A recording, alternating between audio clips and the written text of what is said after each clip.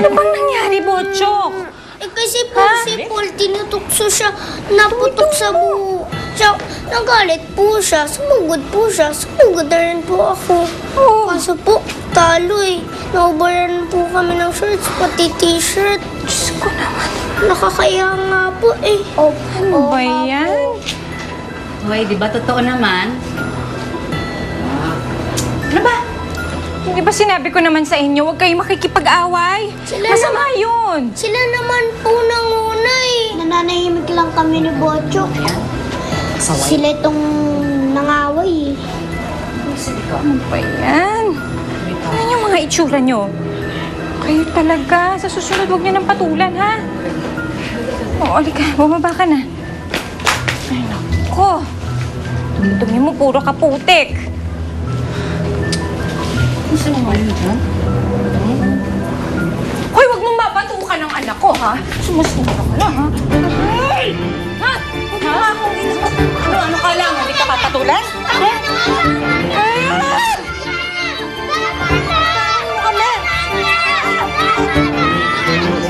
Dito na! Dito, ha? Ano?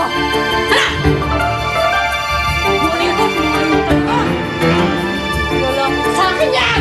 Tumigil ka na, Rosine, ha? Oo! Sobra ka na! Kala ko ba ayaw mo ng racket na to? Sigurado, pupuntahan ako sa condo ni Bianca. Ayokong makita. Para ano kaya, no? Ano kaya nangyari kung hindi ka napikot? Siguro, may pamilya ka na. Ewan ko ba? Uy, alam ko yan kung sino naalala mo. Si Helen, saka yung inaanak mo, no? Oo. Sigurado, malaki na ngayon yung bata. Huwag mo na isipin yun. Iloko naman niya eh. Bayaan mo na yun, pare.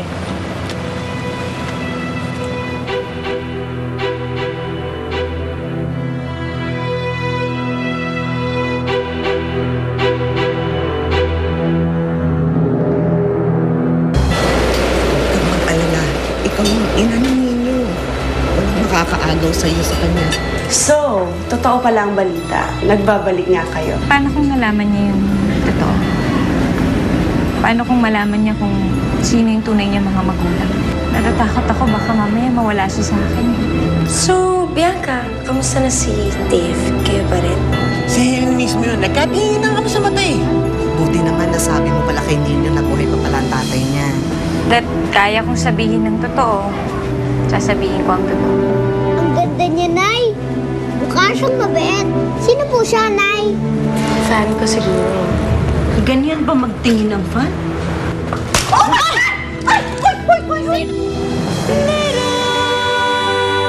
Napanood mo ang mga nakakaantig na tagpo sa Little Star.